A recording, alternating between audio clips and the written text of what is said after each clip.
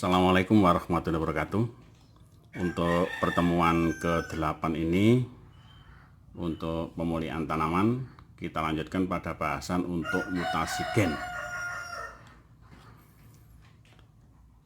Sebelumnya sudah kita ketahui bahwa untuk perbaikan mutu genetik dari suatu organisme, maka bisa ditempuh dengan berbagai macam cara.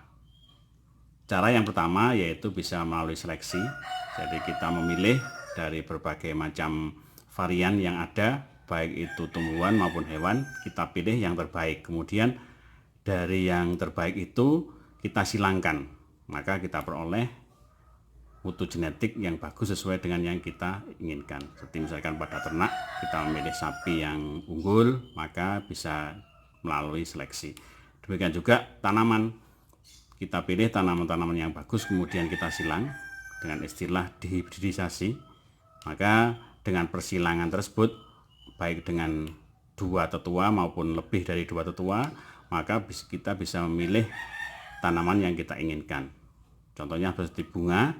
Nah, dari bunga merah dengan bunga putih, kita menginginkan sifat dari 2 tetua tersebut membentuk karakter yang bagus, maka akan diperoleh melalui proses hibridisasi. Kemudian yang ketiga, bahwa untuk perbaikan mutu genetik itu bisa melalui proses mutasi. Bisa melalui mutasi alami, bisa melalui mutasi buatan. Nah, yang kita akan bahas pada pertemuan hari ini itu adalah tentang mutasi. Seperti kita ketahui bahwa di sana kita temukan berbagai tanaman yang misalkan jeruk tanpa biji, semangka tanpa biji, kemudian ada pepaya tanpa biji, itu adalah merupakan hasil dari proses mutasi buatan yang disengaja dengan bantuan campur tangan dari manusia. Kalau kita lihat pada proses mutasi itu ada yang disebut dengan mutasi atau disebut dengan istilah mutagen. Mutagen kimia itu adalah bahan kimia yang digunakan untuk merubah sifat tanaman agar tanaman tersebut gennya berubah. Contohnya misalkan di sini adalah EMS atau etil metan suponat atau DES, dietil supat atau metil metan suponat atau MMS, atau bisa juga hidroksilamin atau bisa nitrus asid atau akridins atau holgisin. Nah, yang sering kita gunakan yang tersebar di toko-toko itu adalah yang holgisin ini yang mudah kita dapatkan.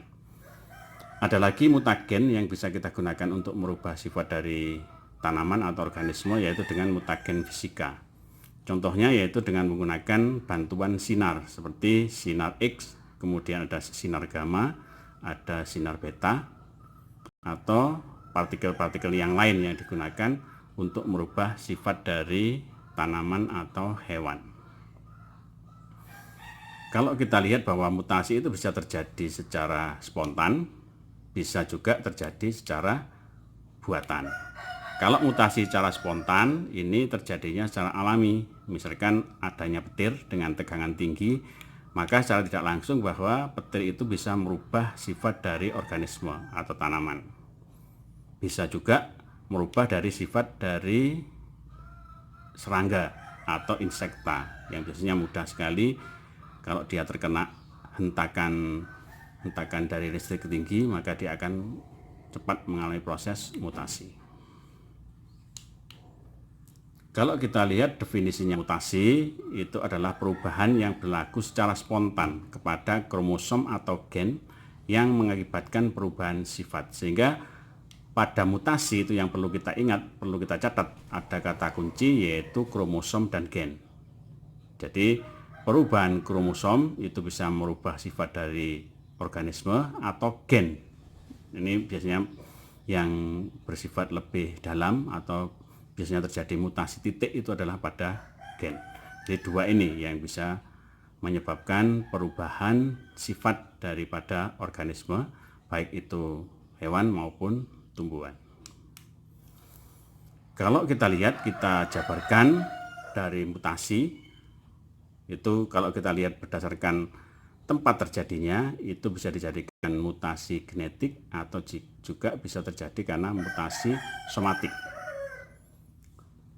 Bisa juga berdasarkan sumbernya, maka bisa terjadi mutasi yang alami, bisa juga terjadi mutasi yang buatan.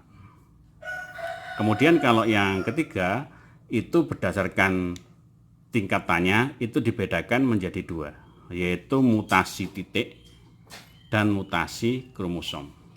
Kalau mutasi titik itu berupa substitusi, bisa juga terjadi karena insersi, bisa juga melalui delesi atau penghapusan. Kalau mutasi kromosom itu terjadi karena perubahan susunan kromosom, atau juga bisa terjadi karena perubahan jumlah kromosom. Seperti kita lihat kemarin sudah kita bahas, adanya proses poliploidi itu adalah proses perubahan jumlah kromosom. Bisa berupa eupoid, bisa berupa aneuploid, seperti kita bahas kemarin. Kalau yang perubahan susunan kromosom itu bisa delesi, duplikasi, inversi, atau bisa juga translokasi. Kalau kita lihat lebih dalam bahwa mutasi itu bisa menyebabkan perubahan sifat dalam keturunannya. Mutasi itu berlaku dalam sel soma atau sel tubuh, juga bisa berlaku bagi sel gamet. Kemudian mutasi ini akan diwarisi dari satu generasi ke generasi yang lain. Jadi kalau generasi awal itu dia sudah terkena mutasi, maka akan menyebabkan keturunannya itu mewarisi sifat yang termutasi tersebut. Kemudian yang kedua itu terdapat dua jenis mutasi seperti saya jelaskan tadi, ada gen, ada kromosom.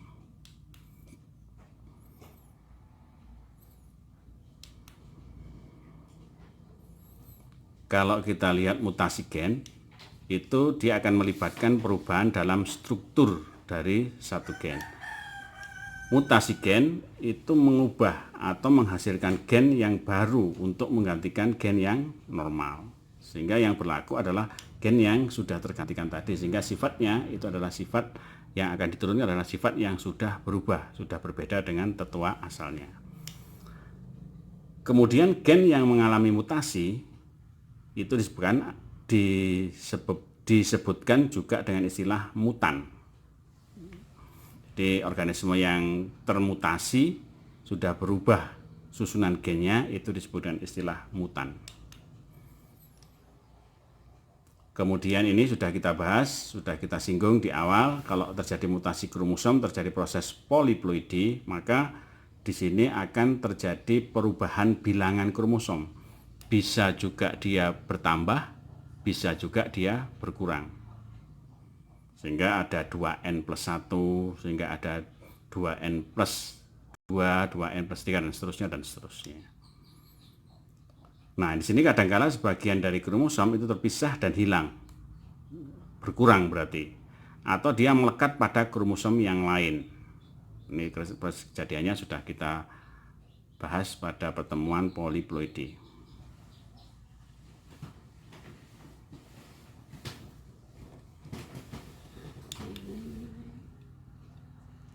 Nah, ini contohnya kalau kita lihat pada hewan yang kelihatan itu ada hewan-hewan yang bule, hewan-hewan yang berwarna putih, itu bukan berarti dia kromosomnya normal, tapi dia sebenarnya terjadi proses mutasi. Ini ada kera putih, itu bukan yang nyentrik, tapi itu sebenarnya adalah terjadi akibat adanya proses mutasi. Nah, ini ada singa putih. Nah, ini juga merupakan hasil dari mutasi, dari perubahan gennya. Dia tidak selalu bahwa yang normal itu singa berwarna putih. Singa biasanya berwarna kuning kecoklatan, tapi ada yang putih. Nah, ini seperti ini juga ada kera putih. Nah, ini kera putih. Nah, ini kanguru putih.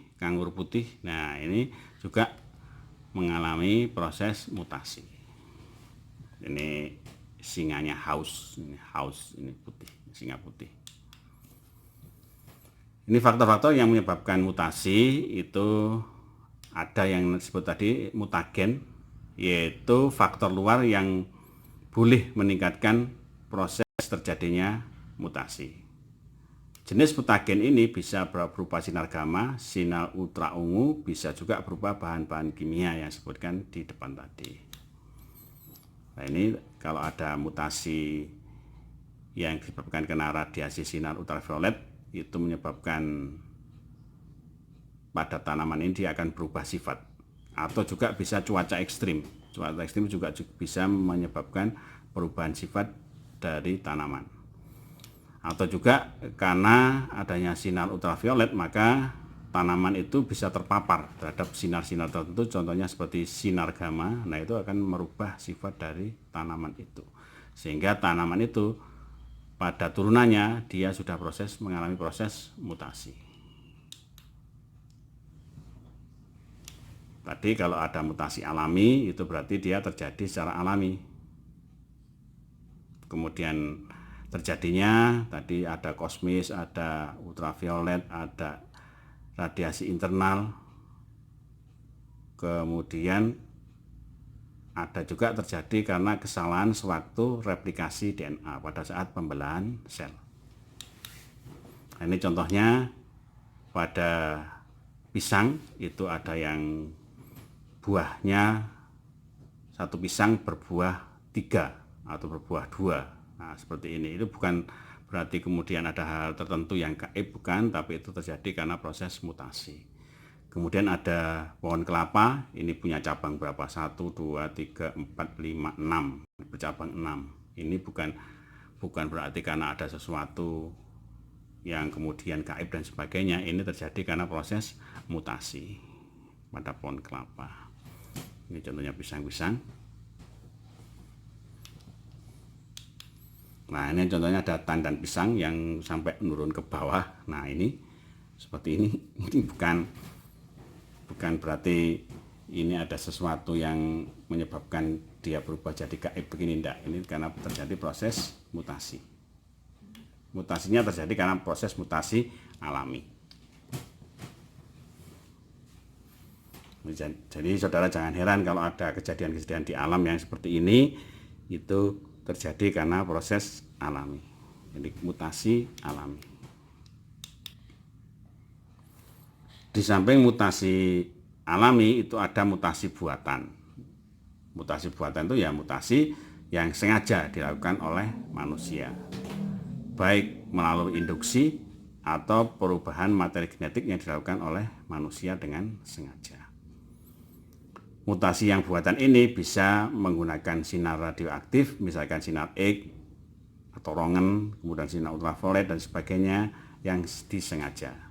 Kemudian bisa menggunakan zat kimia, misalkan dalam bentuk gas metan, ada kafein, ada formaldehid, ada cholgizin, ada obat-obatan tertentu yang ini bisa menyebabkan terjadinya proses perubahan gen. Nah, misalnya di batan itu dia menggunakan mutasi buatan dengan menggunakan bantuan sinar X atau Röntgen atau juga sinar ultraviolet dan sebagainya, sehingga dihasilkan benih-benih yang baru itu dengan sengaja dilakukan oleh manusia.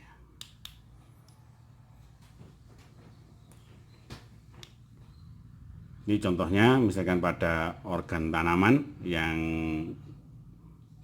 diberlakukan dengan menggunakan mutagen fisik, itu bisa juga secara keseluruhan dari tanaman, bisa juga dari benihnya, bisa juga dari polen, bisa juga dari meristem, bisa juga dari sel atau jaringan. Kalau dilihat dari faktor lingkungannya, yang diperhatikan di sini adalah kandungan dari oksigennya, kandungan dari kadar airnya, kemudian dilihat dari kandungan benihnya, kemudian model penyimpanannya dan temperaturnya. Kemudian organ tanamannya ini yang bisa dipapar dengan mutagen kimia, itu adalah bijinya, tunasnya, akarnya, atau polennya. Kemudian faktor yang mempengaruhi keberhasilan dari proses mutasi buatan ini itu adalah dari pressure cooking. kemudian pH larutan dari ion metalik, kemudian adalah carrier agentnya, dan efek sesudah pencucian. Dari proses pemaparan itu terjadi efek mutagen. Bisa juga pada tanaman itu atau organisme tertentu itu bisa mengalami kerusakan fisik dan kimia. Bisa juga terjadi mutasi faktor, bisa juga terjadi mutasi kromosom. Indikator dari kerusakan tersebut itu bisa terjadi karena efek pertumbuhan, kecambahnya, kemudian efek dari sitologis, dan yang ketiga dari sterilitas tepung sarinya. Ini menyebabkan bagaimana kita membuat mutasi. Jadi pembuatan mutasi itu tidak selalu berhasil, bahwa di sana ada banyak hal yang menyebabkan sehingga pembuatan mutasi itu tidak selalu berhasil. Biasanya dari pengalaman dari hasil penelitian itu keberhasilan dari mutasi yang dikehendaki